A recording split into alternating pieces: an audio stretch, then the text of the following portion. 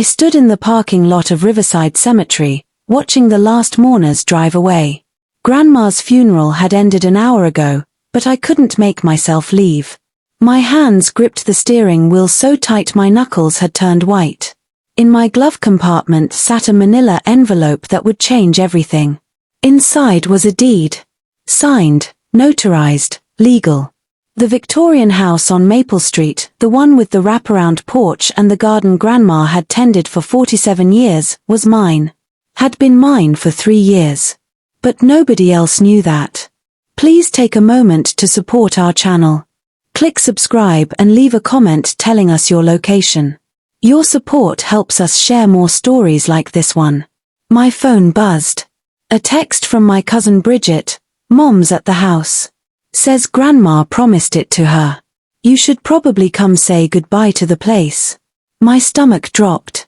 Aunt Vanessa was already there. Of course she was. I drove to Maple Street with my heart pounding. Sure enough, Aunt Vanessa's silver Mercedes sat in the driveway. Through the front window, I could see her moving around inside, touching things, claiming space. I was 26 years old. I'd spent every weekend of my childhood in that house. Grandma taught me to bake in that kitchen. I'd read books in the window seat upstairs. When my parents died in a car accident when I was 19, Grandma's house became the only home I had left. Aunt Vanessa opened the door before I could knock. She wore black Chanel and pearl earrings. Her makeup was perfect. She'd cried at the funeral, but there were no tears now. Oh, Harper. I'm glad you're here. Her smile was tight. I wanted to talk to you about the house. Can I come in? She stepped aside, but barely. Like she was already the owner and I was just a guest. The house smelled like Grandma's lavender soap. Everything looked exactly the same. The floral couch. The piano in the corner. The family photos on the mantel. Except Aunt Vanessa had already started moving things. Boxes sat stacked in the hallway. What are you doing? I asked. Packing up Mother's things. There's so much to sort through. She walked into the living room like she owned it. The realtor is coming tomorrow to give me an appraisal. Realtor? Well, yes. I'll need to sell it, of course. This house is far too large for one person, and the property taxes alone are outrageous. She sat down on the couch. But don't worry. Once it sells, I'll make sure you get something. Maybe 5 or 10,000. Mother would have wanted you to have a little something. $5,000. For a house worth at least $800,000. Aunt Vanessa, you can't sell Grandma's house. Harper, sweetheart, I understand you're emotional right now. We all are. But Mother and I discussed this years ago. She wanted me to have the house. I'm the oldest daughter. It makes sense. Did she put that in writing? Aunt Linda's expression flickered. Just for a second. A mother doesn't need to put promises in writing with her own daughter. So there's nothing official. No will, no deed, no document. Mother's will leaves everything to me. Her lawyer will confirm it. She stood up. Now, I know this is hard, but I need you to understand. When did you last talk to Grandma? I mean really talk to her? Aunt Vanessa's jaw tightened. I spoke with Mother regularly. When was the last time you visited her? Silence. Because I visited every Tuesday and Thursday.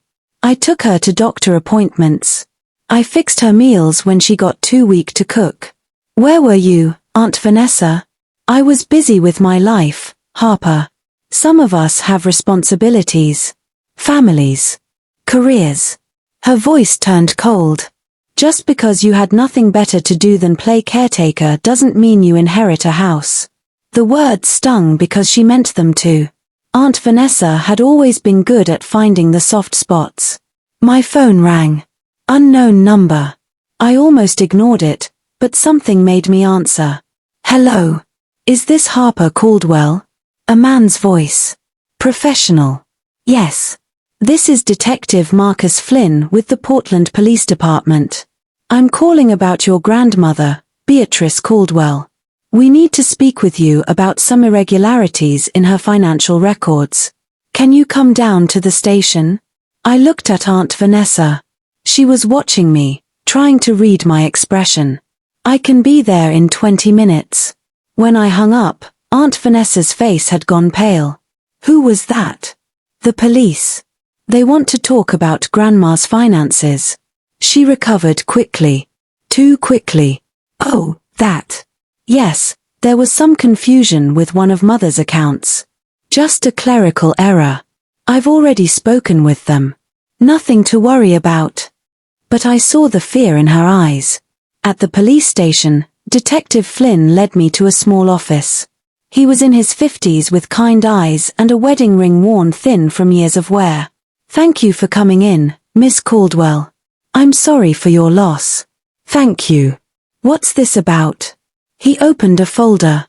3 years ago, your grandmother filed a police report. She claimed that someone had stolen $40,000 from her savings account. Do you know anything about that? My hands went cold. No. She never told me. She didn't press charges. Said it was a family matter and she'd handle it privately. He pulled out a bank statement. But we've been investigating financial crimes against elderly people, and your grandmother's case came up again. The transactions were suspicious. Money moved from her savings to an account belonging to Vanessa Caldwell, your aunt. When we tried to contact your grandmother, we discovered she'd passed away. $40,000? Over a 6-month period. Small transfers. 500 here, 1,000 there.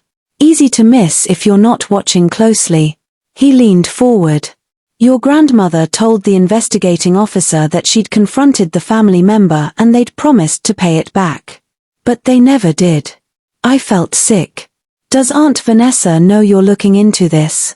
We spoke with her yesterday. She claims your grandmother gave her the money as gifts. But the bank records tell a different story. He pulled out another document. There's also the matter of a forged check. $12,000.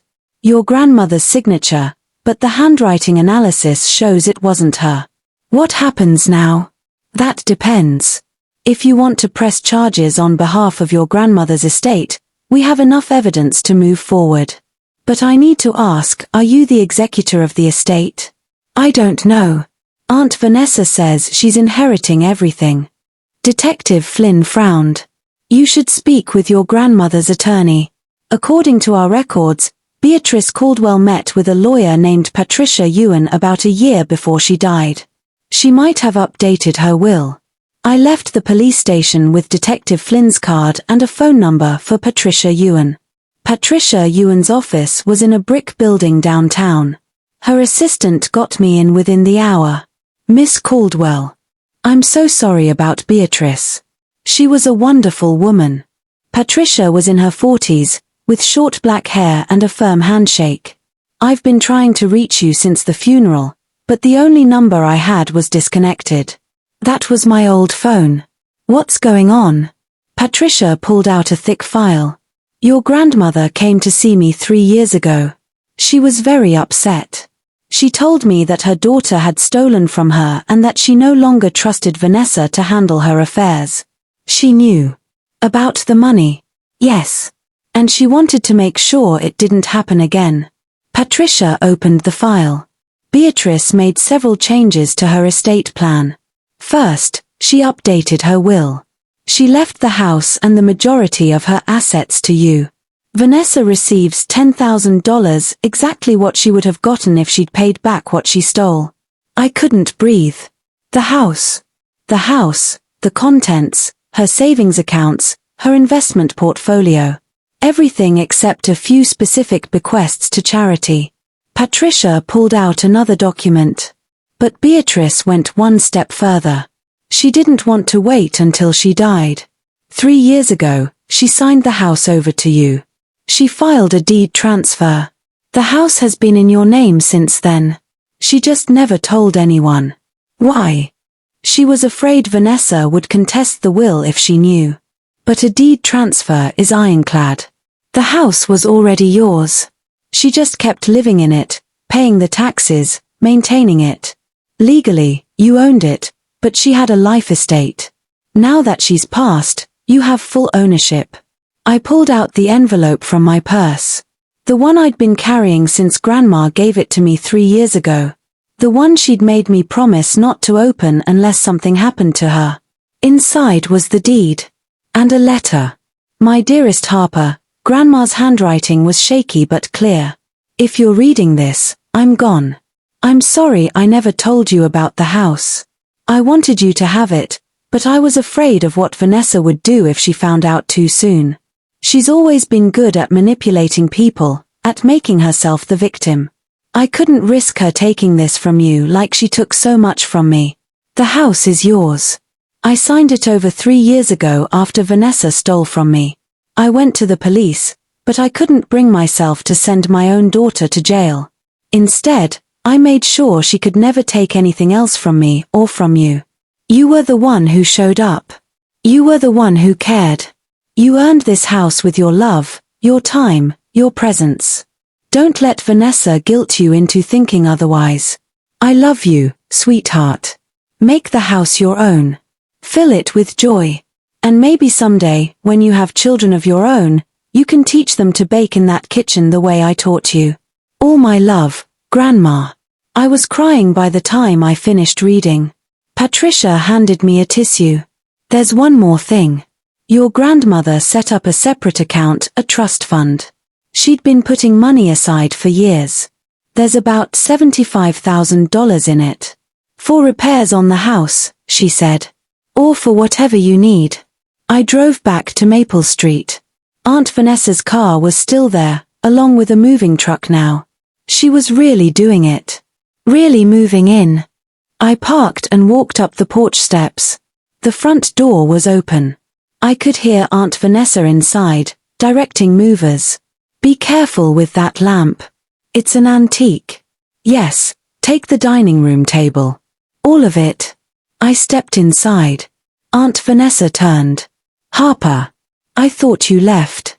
Listen, if you want to pick out a few things to remember Mother by, you should do it now before the movers pack everything. Get out. She blinked. Excuse me? Get out of my house. Your house. She laughed. Harper, I understand you're grieving, but this is absurd. This is my mother's house, and now it's mine. I pulled out the deed. No. It's mine. Grandma signed it over to me 3 years ago. This house has been in my name since 2021. The color drained from Aunt Vanessa's face. That's not possible. It's filed with the county. I checked. It's legal and binding. I stepped closer. You knew, didn't you? You knew Grandma cut you out after you stole from her. I didn't steal. $40,000. The police have records. Bank statements. They have a forged check with your handwriting. Aunt Vanessa's expression changed. The mask slipped. What was underneath was ugly. Cold. You have no idea what it was like growing up with her as a mother. Nothing I did was ever good enough. You were always the favorite grandchild. Perfect little Harper who could do no wrong. So you stole from her? From your own mother? She owed me. Do you know how much I spent on my education? My career? She helped your father buy his first house but told me I had to make it on my own. She gave you everything and left me with scraps. She gave me time, attention, love.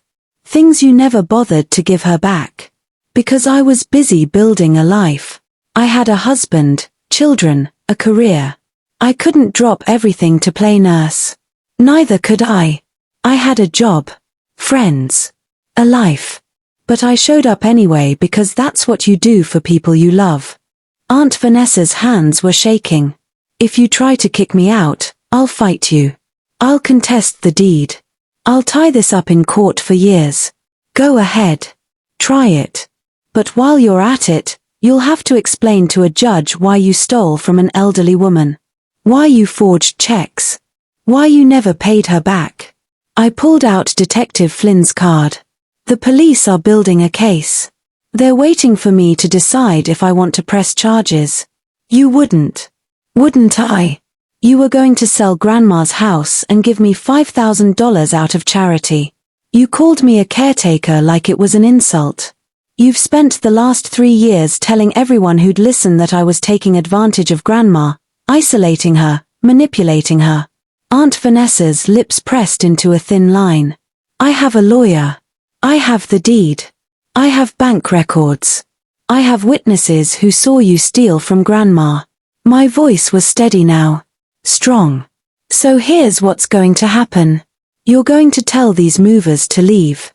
You're going to walk out of this house. And you're never coming back. And if I don't, then I press charges. And you explain to Bridget and your husband and all your country club friends why you're facing felony theft charges. For a long moment, we just stared at each other. Then Aunt Vanessa turned to the movers. We're done here. Take everything back to the truck. She grabbed her purse and walked to the door. But she stopped on the porch, looking back at me. I hope you're happy. I'm not happy, Aunt Vanessa. I'm heartbroken. I lost my grandmother. And I lost whatever family I thought I had with you. I stood in the doorway of my house. Grandma's house. My house. But I'll survive. Grandma made sure of that. She left without another word. I stood in the empty living room, surrounded by Grandma's things, and I cried. Not sad tears. Angry tears. Relieved tears. Grateful tears. My phone rang. Bridget. Harper, my mom just called me. She's really upset. She says you kicked her out of Grandma's house. I did. She says you're lying about owning it. That you forged some documents. I closed my eyes. Of course Aunt Vanessa was already spinning the story. Already making herself the victim. Bridget, I have a deed. Signed by Grandma. Notarized. Filed with the county. If your mom wants to explain why Grandma signed her house over to me 3 years ago, she can start with the $40,000 she stole. Silence. Then, quietly, what? Ask your mom about the police report. About the forged checks. About the bank accounts. You're lying. I wish I was. Bridget hung up. I spent that night alone in the house, walking through rooms filled with memories. Grandma's reading glasses still sat on the side table. Her gardening gloves by the back door. The cookie jar shaped like a cat on the kitchen counter. I found a box in her closet. Inside were cards I'd made for her as a kid. Photos of us together. A journal where she'd written about our baking days, our conversations, the life we'd shared. On the last page, she'd written, Harper will take care of this house. She'll fill it with love the way I tried to. She'll make it a home again. That's all I ever wanted, for this place to be filled with love, not resentment. Not greed. Not bitterness. Love.